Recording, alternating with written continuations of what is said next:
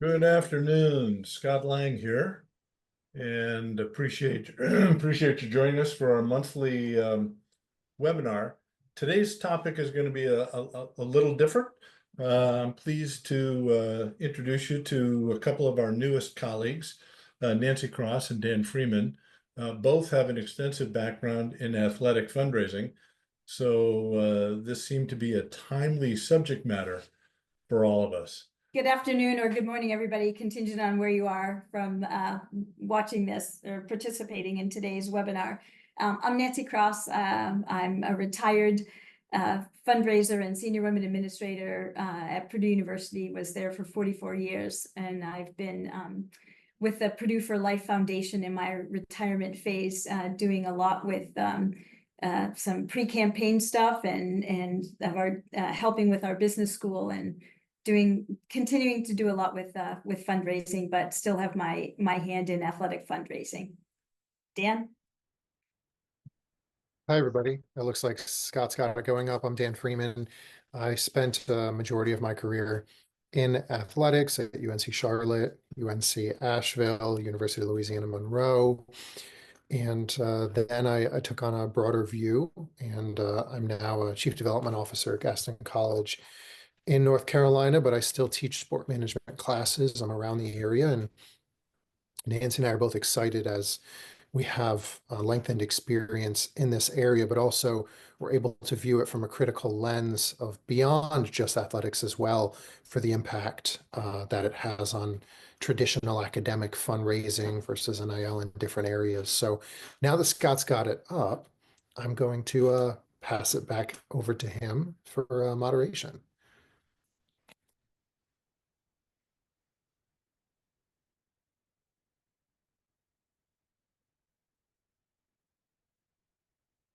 Oh, and video back on. Here we go. You've had an opportunity to introduce the to meet our two speakers. We're gonna have a quick overview of intercollegiate athletics, introduce what's going on with name, image, and likeness, and the revenue that brings to the athletes, current state, make some acknowledgments about the difference between each of our campuses and staffs, and then develop a strategic response, and then get into a rather interactive session. So we're really excited about the day. And what I'm going to do is turn this back to Nancy and Dan and get off the. Thanks, Scott. Again, we want to reiterate how excited we are to be conducting this webinar and sharing some of our experiences and insights. And when Dan and I put the agenda together, one of the things we talked about was this is as crazy as a time it is for intercollegiate athletics. It's not new. And so we thought we would start with a kind of a historical perspective and basically, for me, talk about Title IX for about a minute. And all I wanted to do is point out, and again, I'm the oldest one in the room, and probably was involved with Title IX before it was officially passed, and was a student athlete at the time. But Title IX, for those of you that remember, it was going to be the end of sports for men. I mean, having women's sports was going to absolutely ruin men's athletics. It was going to take opportunities away from the men, and all of a sudden we realized, 52 years later, as the water rises, all boats rise. And it was exciting to see that, we celebrated a couple of years ago 50 years of Title IX. And I can tell you from lots of years of having coached and been involved in athletics, men benefited from Title IX as well. So my point in all of this is athletics has faced lots and lots of challenges, and every single time seems to find a creative way to meet the rules, meet the law, meet the intent of the legislation, etc. And even though times are crazy, I don't think athletics is going to go away. So I just wanted to add that we've faced challenges before, and we're going to be fine.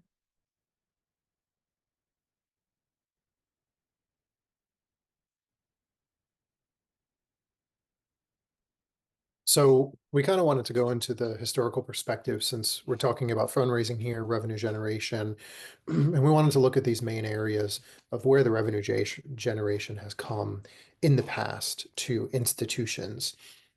And obviously, we have television contracts, revenue sharing, playoff bonuses. We know revenue sharing is traditionally comes from the conferences. And a great example that a lot of us probably know is about the Mountain West right now, and how two of those institutions who chose not to go to the Pac-12 were told they were going to receive a significant bonus of, I think it was 26 to $30 million. And now there are a lot of issues going in between both of those areas. But as you know, working in athletics, that 26 to 30, I believe, is 15 plus million more than they would normally get in their revenue share. I believe it was under 10 million. I think it was 6 to 7 was the number. That's a huge jump. And that could literally be invested in the spinoff from that, could literally take care of a lot of expenses that would be needed for them. And that's in one shot. And then also looking at the corporate contract side, we have Revel, we have Learfield, we have smaller companies with Jumbotron signage, right? Beverage contracts, sports apparel contracts. We know sports apparel contracts don't usually bring in a ton of money. Beverage is pretty solid for the drinking rights of the institution in general. We know the skyboxes, food and beverage, bring in some revenue and tickets and PSLs, depending on how many people come to your games and have those seat licenses, and then general season tickets.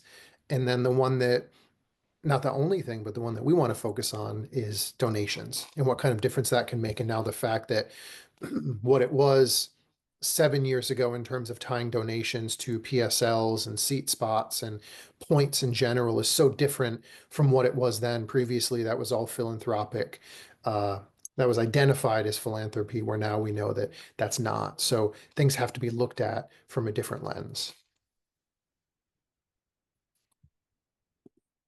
So now it's name, image, and likeness. And, we know that you all know what that means and what you're facing and whatever, but just to recap, that student athletes have the opportunity to receive compensation from third parties using their personal brand, often referred to as their name, image, and likeness.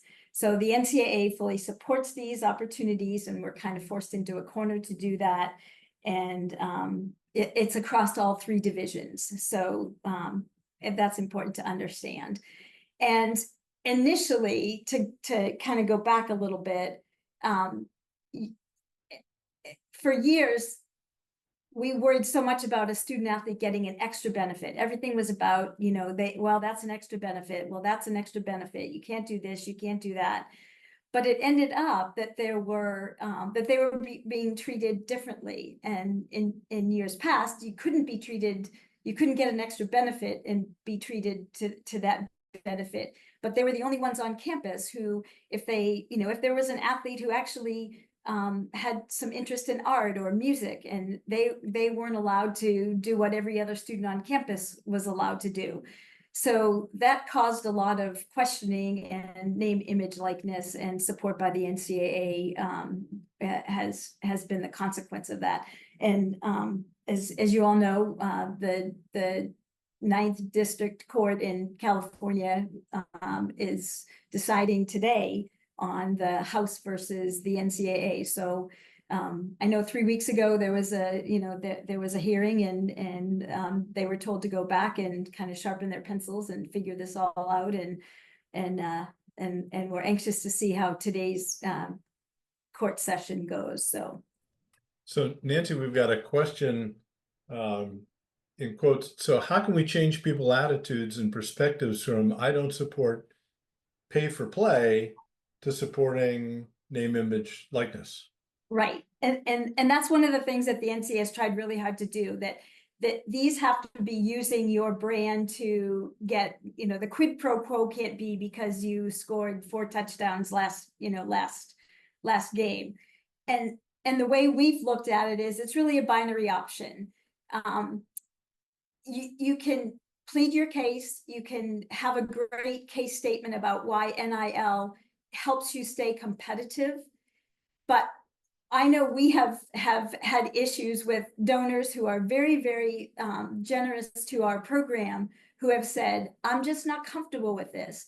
I like the whole amateurism thing and whatever. And our point is, between the Alston case, between the roster changes and scholarship numbers going up, we have figured out we can either convince somebody that this is helping us be competitive, or we can turn around and say, okay, we totally understand your philosophy. We still want your gift, and we can put it towards facilities, coaching endowments, scholarships, all that kind of stuff. So to us, it was a binary option. We either do a great job of convincing them, or we try to, use their gift in other ways that would benefit the student athlete. And then, Dan, you want to sort of go over what's going on? Nancy just mentioned some litigation. Yeah, so what what we're seeing now, and kind of like Nancy said, and what we had spoken about in the previous conversation for the three of us, everything is still in litigation. But with that litigation, we kind of look at it in our world, especially the consulting world, is you need to be prepared to supplement for whatever happens. And something that we're looking at concerning the portal, court decisions, NIL, conference realignment, and not necessarily the facilities arms race, which we'll talk about, but something that we're really looking at is the change in roster numbers and scholarship availability, you could say, or amounts. And that is something really big, because a great personal example I have is from an athlete that I used to coach. I was speaking to him recently, and he's a track and field athlete. And traditionally they had 12 and a half scholarships. And now they can, that's the key word, they can have 44. So the question is, that's happening in an Olympic sport like track and field, but you have to imagine, as an institution and an athletic department, are you going to prioritize building out that number of scholarships, because that's going to be a lot more revenue you're going to have to bring in to spend, or shifting around where your priorities are? Or are you going to more focus on the revenue generating sports and making sure that all of those scholarships are available? And that pulls into what we're doing, and something that I used to look at when I was in college athletics as well, is what does a prime athletic department look like? What is your focus going to be? My dissertation for my PhD was based on the Learfield Cup standings, and it was looking at the elite schools, the Ivy League schools, and how many sports they had compared to the now Power Four conferences, and saying, is your focus going to be on having the most student athletes in the most sports? Or is it going to be focusing on just the revenue generating sports and putting all of your resources into there? And that's the tsunami, is what is your athletic department going to do, and what is your institution going to support? And at the same time, connected to that is the facilities arms race. I think that when that kind of term came in the last 7 to 10 years, it was a really big number, but I think a lot of places, as we've seen, have taken on too much debt. And you have to look at, if you're taking on that much debt, how are you going to pay it off? And again, that comes back to that revenue generating side, and really digs into the conversation that we're looking to have today. So for the uninitiated, the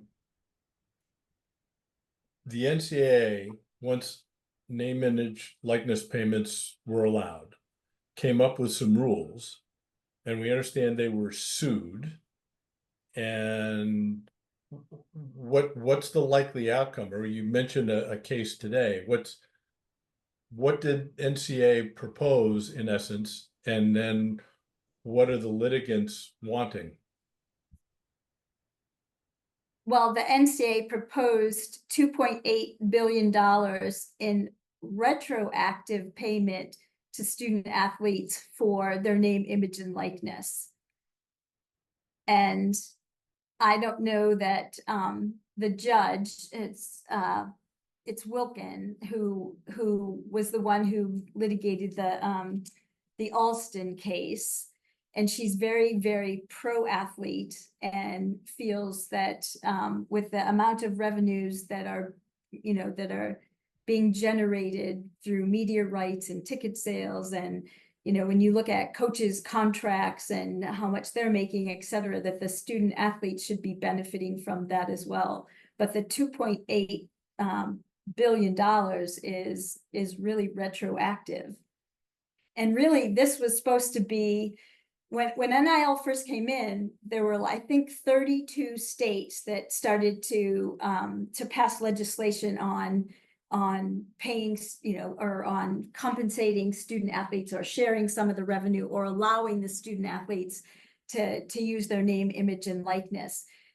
There had to be a quid pro quo. It couldn't just be a pay for play. They were trying very hard to separate pay for play from using your own brand to generate revenue, and whether that was social media, or whether that was merchandise, or whether that was doing an event, an autograph session, whatever. Because years ago, if you sold an autograph of yourself playing the game, you could be penalized and have to sit out a game or whatever.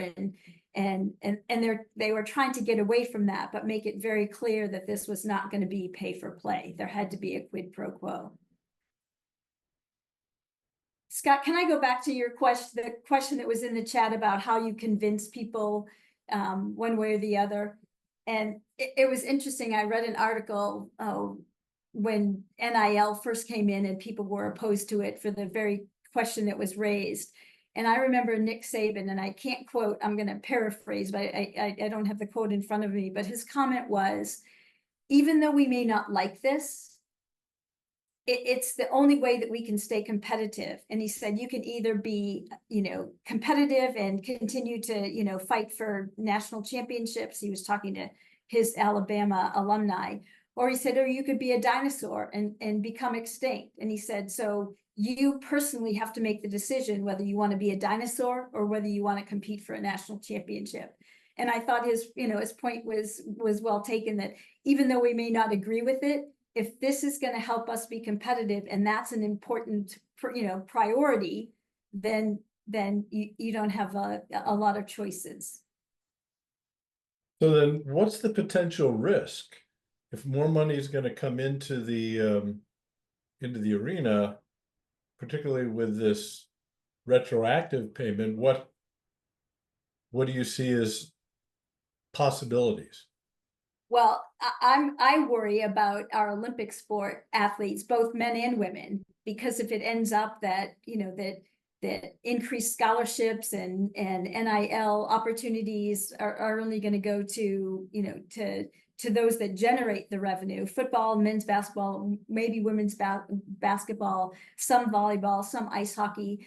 They're probably going to find ways to be able to do this. But my concern is, pipeline development. I mean, we just came off of the Olympics. USA, I think, had a total of 126 medals, and 40 of them were gold. And out of the 40 gold, 26 were from women. And, I just think we have such a different model than every other country in the world, because we provide scholarships for student athletes. And for that, it's been just an incredible pipeline for our Olympians, for our Olympic, to be competitive in the Olympics. And I'm just very concerned about, if programs have to drop sports, or if they use less resources because they can't then have the supporting cast for a team that goes on to do well, like your strength and conditioning person, your athletic trainer, your nutritionist. All those kinds of things go together to build a program.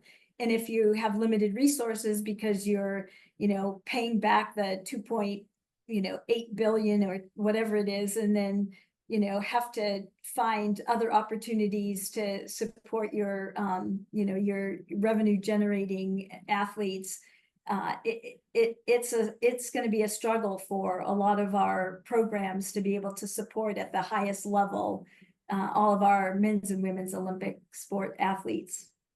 I've got two questions that are kind of aligned with that have come in from the audience. One, so how do you approach fundraising and name, image, likeness conversations and encourage donors to give to both and not just NIL.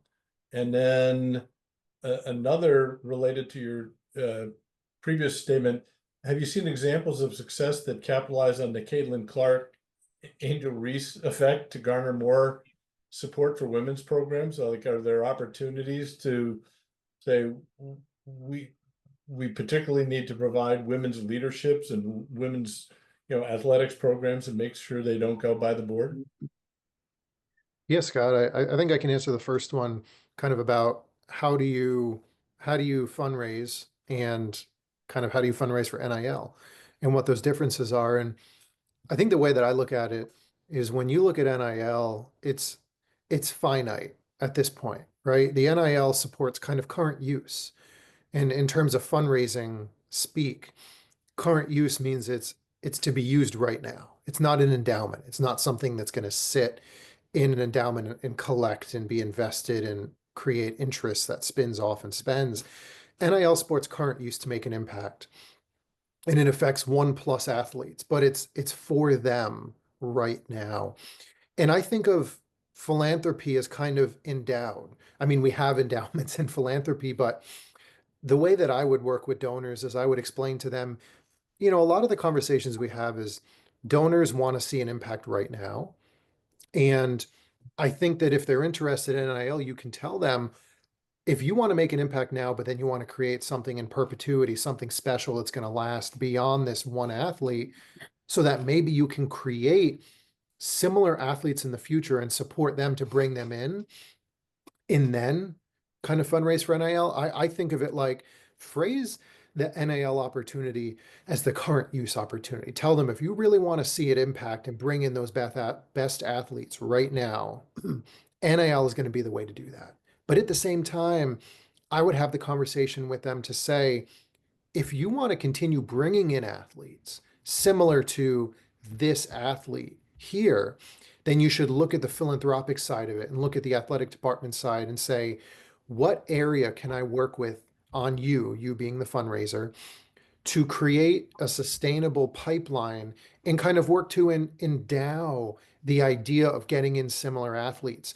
And to me, that's how you bring in that conversation. You say that NIL is current use, and then the philanthropic side allows you to bring in more athletes like them in the future.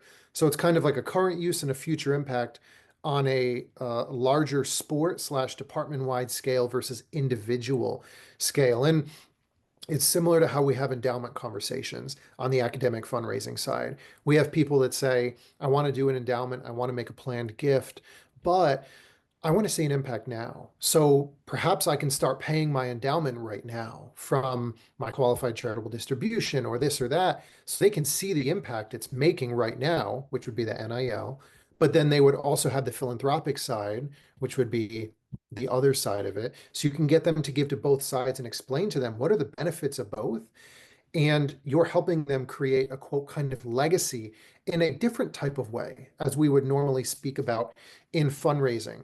So it's all about making that impact, but it's about phrasing it in a way that shares with them. They can see the fruits of their labor right now by keeping that student athlete that's making a difference for that team. But then also on the philanthropic side, showing them, if you want to get more people like this, we really need to continue to build up that quote endowment, not a literal endowment, but the endowment kind of perspective of give to the philanthropic side, so we can use that to encourage athletes to come in and then do the NIL with them once we've got them in on that. So that's kind of how I envision that conversation between philanthropy and NIL conversations. And does that extend to capitalizing on a superstar like a Caitlin Clark, or had LeBron James gone from St. Vincent St. Mary's to college instead of directly to basketball, capitalizing on a persona like that, and garner more support for women's programs?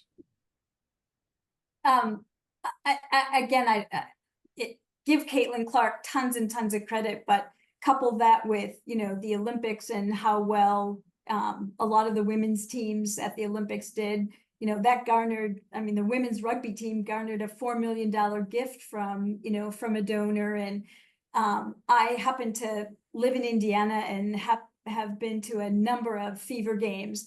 And the way I've seen the paradigm shift is when I see grown men with their families wearing Caitlin Clark shirts.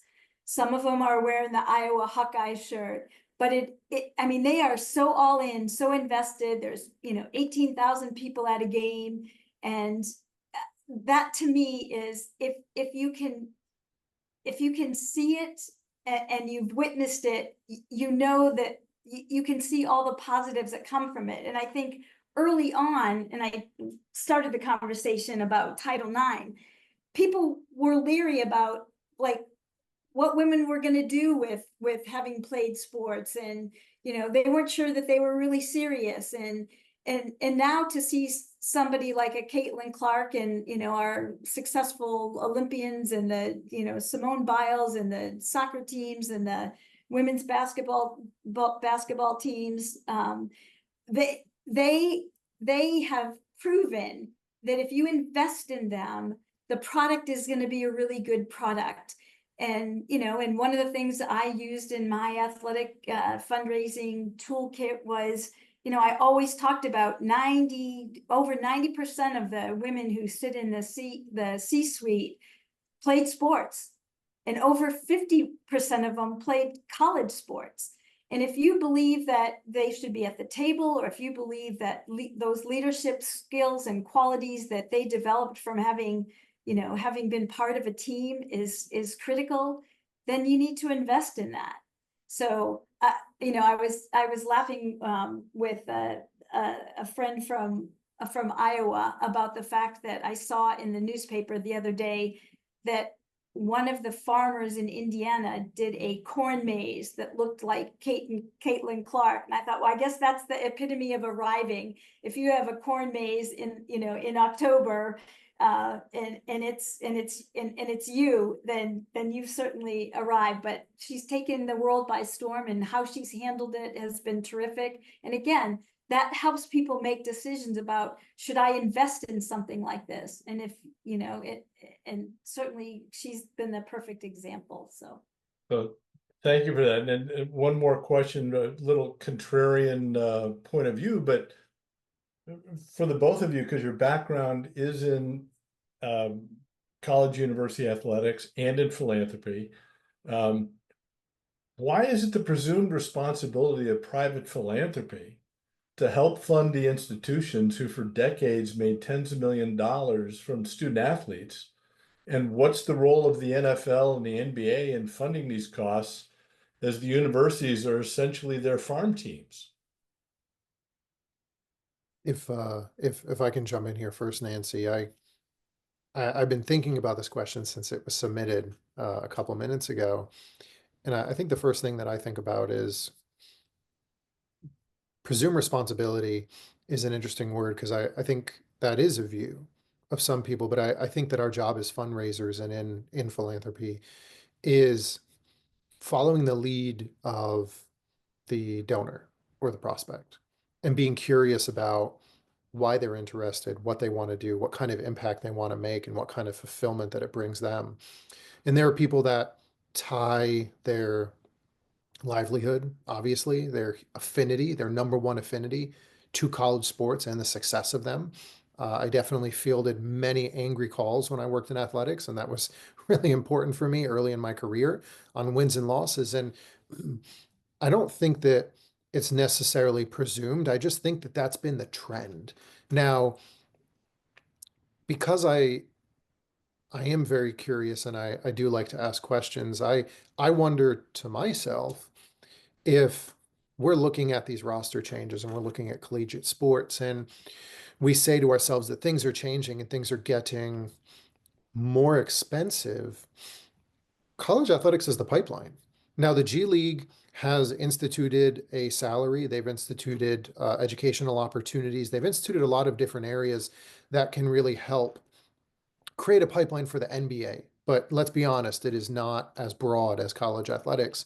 And I'm curious, as things get more expensive, people talk about private equity, but perhaps it's not private equity. Perhaps it is literally the major leagues, the professional sports leagues that step in and they use some of their revenue to apply it to some places that they see the trends of high-level athletes coming out of. And they are an area of investment that goes to college athletics versus private equity, since that's an area people are talking about.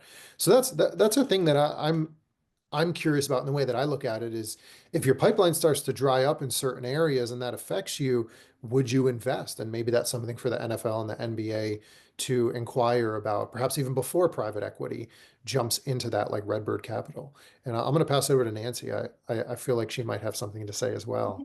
Of course, I have an opinion, but the value proposition for me for an athletic scholarship is that the kids get the best coaches, the best training, the best facilities. They get nutrition, they get every support possible. We do media training with them, and yet only about 1.5% of the student athletes that, you know, at a Power 4 program go on to play in the professional leagues. So to me, they get to do something that they love, and showcase their talents and get their degrees. Because even if they go play professionally, they're only going to do it for, you know, I don't know, max 10 years. And then they're going to have to rely on their degree. So I don't think we've done a good enough job in athletics of talking about the value of getting a full ride scholarship. And now not everybody, I understand, is on a full ride scholarship, but you know, I think about the kids on campus who are working 20 hours, you know, at a retail place or a fast food place, and they're still trying to, you know, they have to get student loans to get through it all.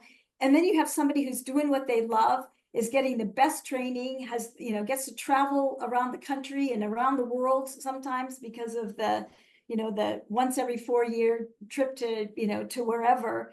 And I just think all of that is lost when they talk about NIL and when they talk about, you know, being paid as athletes.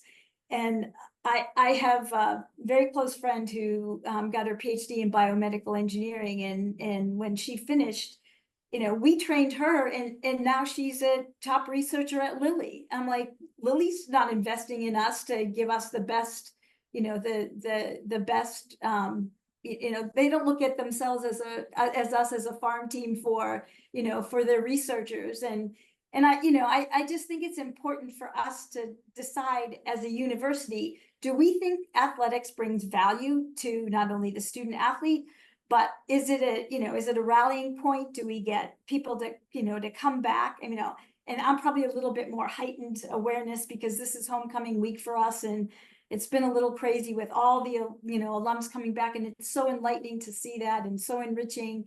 But they believe that this is a good rallying point. Nobody's coming back for, you know, a lecture in chemistry tomorrow. You know, I mean, they're all coming back because there's a game and there's activities and dinners and a parade and all that kind of stuff, because they think that sports is an important component of the whole university family.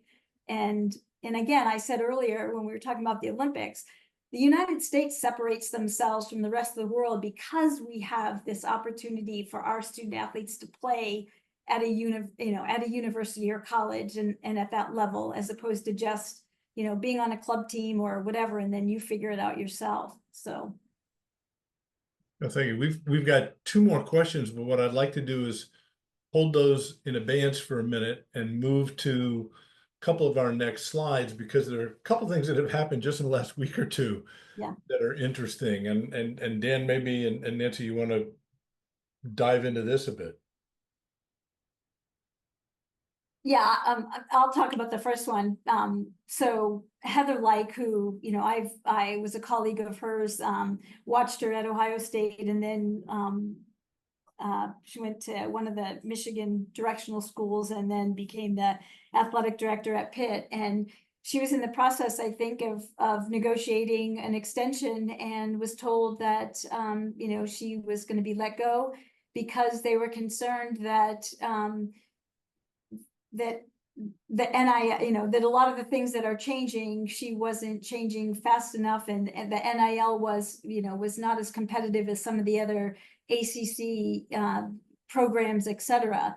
And I read last night in D1 Ticker that she actually is going to head the what used to be called the athletic directors, and now it's all changing, but it's an organization for Division I athletic directors, and I'm absolutely thrilled for her. But to to have done all the amazing things that she did at Pitt, and then to be told that, well, we're just concerned that maybe we're not pivoting fast enough to be responsive to all of the changes in athletics is a little disheartening. You know, I It's think, about the quarterback at UNLV. Yeah. yeah, we, I know a lot of people have probably seen this and spoken about it, and I think the number was $100,000. And as everyone on this call probably has seen some of the updates about this and about, I believe it was a family, like his father reaching out, telling them he wasn't getting money that was promised to him. And I think going to the going to the deeper issue of this, I know that Nancy and I had spoken about NIL and how there's been conversations about moving it under university purview instead of being a separate entity. And I think that does add more stress, but I think it allows for more opportunity in terms of fundraising as well, and how to have those conversations together so they benefit both areas. We know that gifts are closed at a much higher rate that are split gifts between two different areas close at a much higher rate than individual gifts that lack collaboration. And that could be something that's also connected to fundraising in college athletics and academia and NIL work. But all of that to say, when you have a separate entity, and in this case, he was supposedly promised, I think it was like $100,000. But if there's no contract and it's with a separate entity, it just becomes the waters become very murky, and then it starts to turn into similarly, how people get up in arms about how LeBron may at the end of an NBA season may not finish out the season to stay fresh for the playoffs when they know they've already secured it. And people don't get to see him play. And they may have bought tickets months before to do that. And that affects the fan base, and it can affect revenue as well when people find that out. And it's obviously very similarly in this, where we know that UNLV, I believe they're 3-0 right now, if I was correct, and they're on a really heavy streak, doing really well.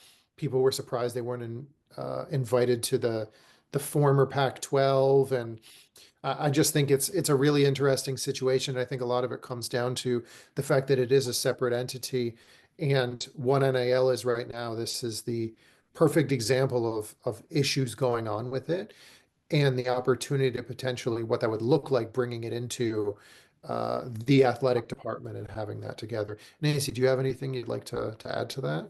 Yeah, I concur. And I was going to say that, if the NIL were a coin, that one side is it's great for the students to be able to monetize their own brand and, work hard at garnering resources that may help their families or whatever. But the flip side of that is when it becomes a quote, a pay for play or an inducement for, recruitment or an inducement for going into the portal, that's when things can get really bad. And, and having conversations, I think, Scott, you were the one that said that when the dad called the head coach said, basically, this is a conversation now about pay for play, and I'm not going to have it. And he hung up. And again, that's exactly what we want to stay away from. Yeah, the pay for play bit. Awesome. So want to elaborate on this a little bit, because I know that in our conference, and I went to a D3 school, we hardly won anything against anyone we played. Some schools are resourced with talent and coaches and dollars, and some, even if they're in a conference, maybe at the lower end of that rung. So how does this balance out in your minds? So we, again, when Dan and I were talking about this webinar, we wanted to acknowledge that some of the people on the calls may be an N of one in their development office. And so now they're trying to figure out how to do NIL as well as, raise money for scholarships or raise money for facilities or, raise money for operations, depending on what happens at their college or universities. So, when we were making statements, we wanted to acknowledge that you may not have a huge staff and it may come down to you, and we recognize that. And then also, probably committed to decisions with the least amount of, in all of us, if we've committed to working in athletics, we recognize the importance of that experience for the student athlete. And so the last thing any of us wants to do is make decisions that are going to impact the whole student athlete experience. Dan, you want to add to that? I think you covered it all, Nancy. Okay. So couple of questions here, because I think they tie into preparation, but how do you think the Power Five conferences are likely to compete with and overtake NFL and NBA by keeping players as full career athletes? In other words, snap the 5-year limit of an athlete competing on their teams and over time become better teams than the current professional leagues, where right now a student might leave in year 3 and go pro. Yeah, Go ahead. I want to just take a little bit on this. I think that's a really great question, Max, and I think that kind of what you said, Scott, because you added a little bit into that, is previously athletes were going to be, they would go in for 1 year and then jump to the NBA, right? Or in track and field recently, there's been a lot of young athletes who have gone pro out of high school or from their freshman year of college, which was not normal. And especially as states are allowing NIL, things change.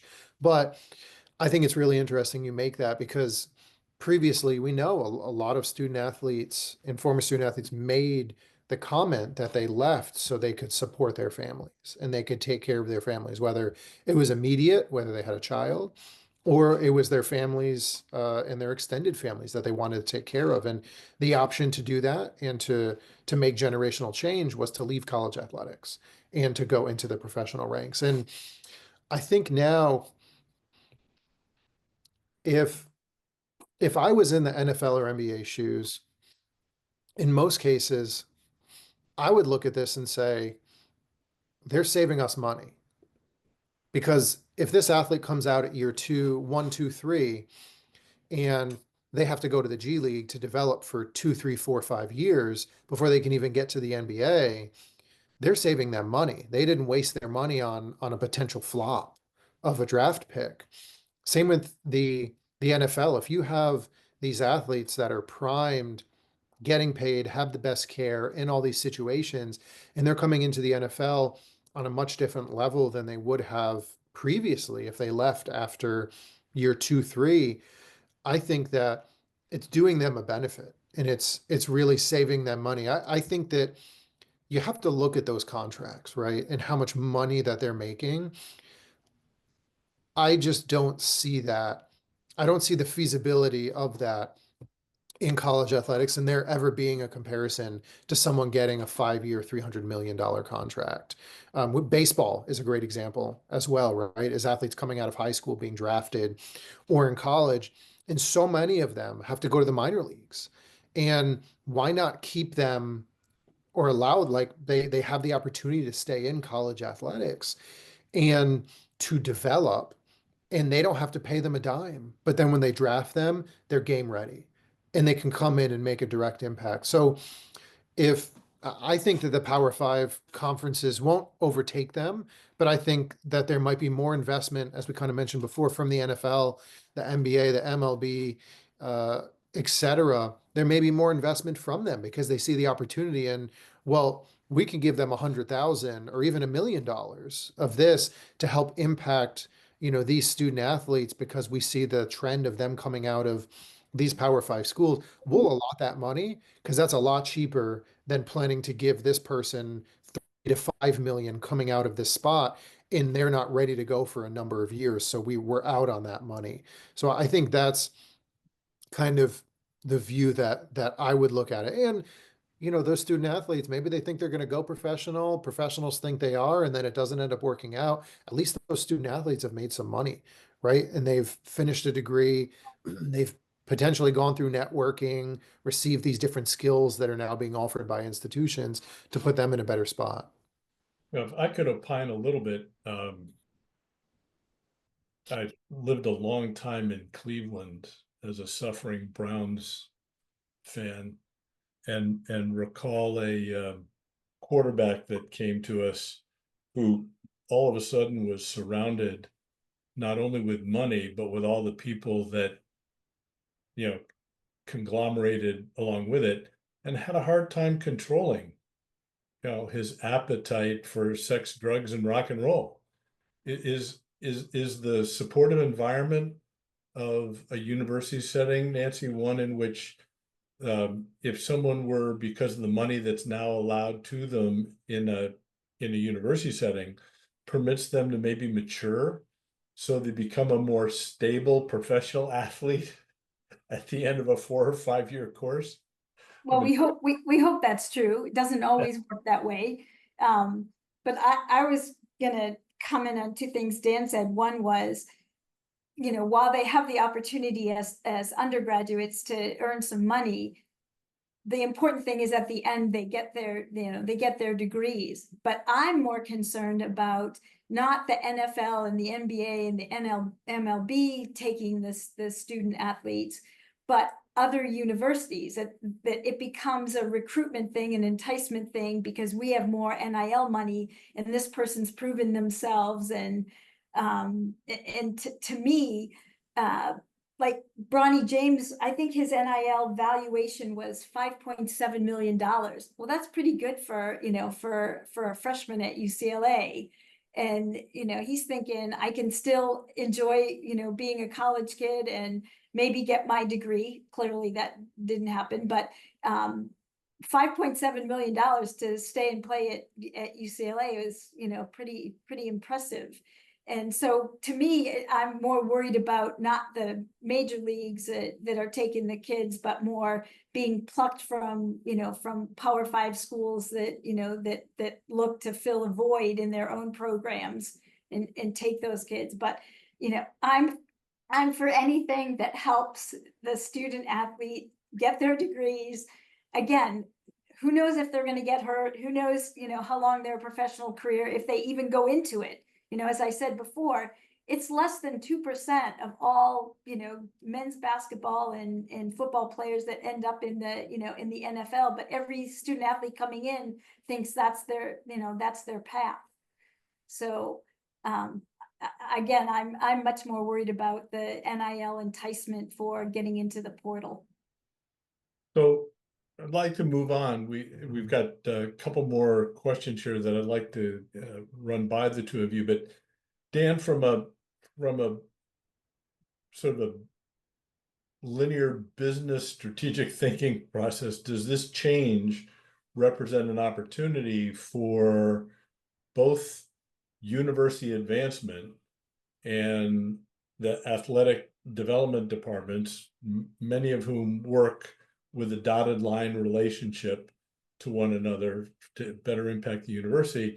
Does this present an opportunity to go through a traditional process of reevaluating the environment, discovering what the opportunities are, what we need to amend and change, and how do we monitor and move forward? Scott, I think that plays really great into the slide that we currently have.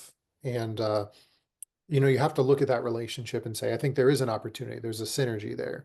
And you have to look at it and you have to analyze that and say, well, I guess really, if you can work together, right? I mean, we know that answer. We believe that it's yes, but you have to analyze that. And then you have to look at that idea and say, okay, if we can work together, what does that look like? Like what is the idea, the ideal relationship?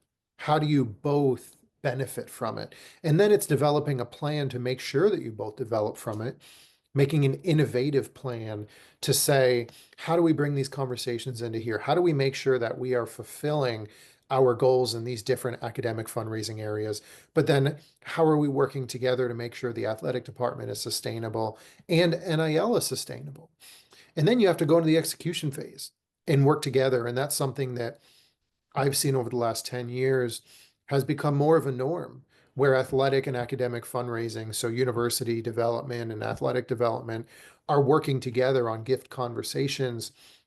They're executing on it. They're organizing to make sure that they're together, that everyone knows what's going on, that there's transparency and communication in these conversations. And then I think from there, like in anything, and especially with an entrepreneurial mindset, you have to assess how it went.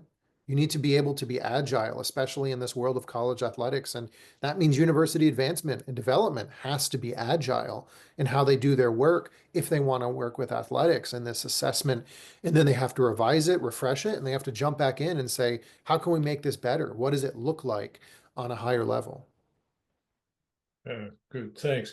So that leads into one of the questions that was brought up, which is right now giving is heavily restricted. And we know with the younger generations, they want more and more to designate their gifts to see something and see impact. How do we change our approach to these conversations, and how important is it? I mean, to embark on a conversation about general support of, quote, the student athlete experience. Yeah, that's a really great one as well. You know, we know that younger generations, especially Gen Z, they want to see local impact. They want to see things happening in their communities. And they've really changed how we view giving and where giving goes to and what kind of impact it makes, and how universities and other nonprofit entities approach that. Now, the way that I like to look at that is things are heavily restricted because people want to impact certain areas. And I think us and our job as fundraisers is to be curious about that and to figure out where that is. And if someone's very adamant about that, what I like to do is really just kind of make them aware and give them a broader picture of what's going on at the university and where our priorities are, along with understanding and explaining to them about the restricted area that they want to give to. But I think the simplest way to have a conversation with someone about that is when you're working on your gift agreement with them, you make sure that that opportunity proposal, gift agreement, memorandum of understanding is focused on that area that they're interested in, that restricted area. But what I like to do in my conversations is I like to ask about a secondary area. And I like to explain to them about the impact of their area, but potentially the regression of the fact that if it is too restricted, there is a chance that it may not be awarded, or they may not be able to see the impact that they want to see. So I always ask for a secondary area. And I say, can we add in this memorandum of understanding, if there isn't an opportunity to award this money or to spend or use this money in the area that you're restricting it to, could we have a secondary area that you'd like to make an impact for? And then be able to explain to them potentially a broader area that has more of an overwhelming impact in the athletic department, and explain to them the areas that it can impact, and try to find a connection to the restricted area they spoke about, but not limiting the money to that restricted area. And I find that to be a really great way, because a lot of our work with financial aid in different areas, you find that if things are too restricted, it can't be awarded, it sits there. And then it's a tough conversation to have with the donor. But if you create that secondary area of awarding, it's a really great way for you to have that conversation with financial aid or whatever area in the university. Go to the donor and say, this is where we're at. I want to be transparent and communicative. We have this secondary option, and we want to let you know, because that's in there, we'd like to use it, but I want to share with you what kind of impact that secondary area can make, so that you can feel fulfilled in terms of what's happening with your money, and in the larger picture, what kind of opportunity that's going to bring. And I think that really brings trust and transparency, and it shows that kind of impact category, and it gives you a little bit of an out, a little bit of an opportunity to make an impact for them. So it's really a win-win for both of you. So that's really how I approach those conversations when things are heavily restricted. And it I- could be, oh, go ahead. I was going to say, I totally agree with Dan. And one of the things that I found very useful is the power of persuasion of a head coach. So if you have somebody who's, trying to be restrictive, and the coach can tell the story about where his greatest or her greatest need is, sometimes that's a little bit more compelling. And then what I've found is if you close the loop after you've persuaded them, they've become less restrictive, you get to use their gift. And if they can then see how their gift was utilized to build, to be more successful, to have a better win-loss record, to get to the NCAA or whatever it is, then that becomes the reinforcing behavior that the next time we want it to be a little bit less restrictive, they're far more receptive to that. Good. Thank you. And then if you would talk a bit about our approach to planning and strategy.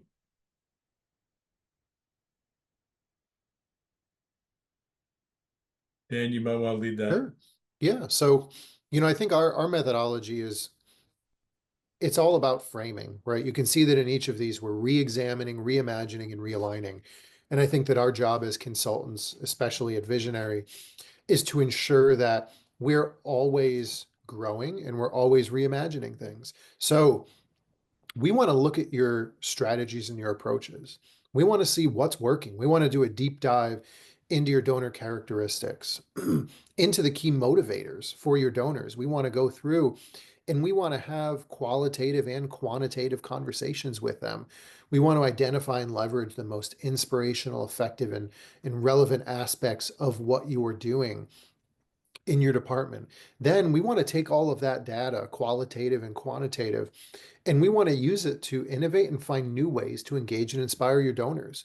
We've been so curious in that first part that we've taken all of that and we've kind of changed it into something that's more digestible and inspiring and engaging for your donors. And we want to use that to provide satisfaction and maximize your campaign potential. People need to be excited. People need to be energized by what you're doing.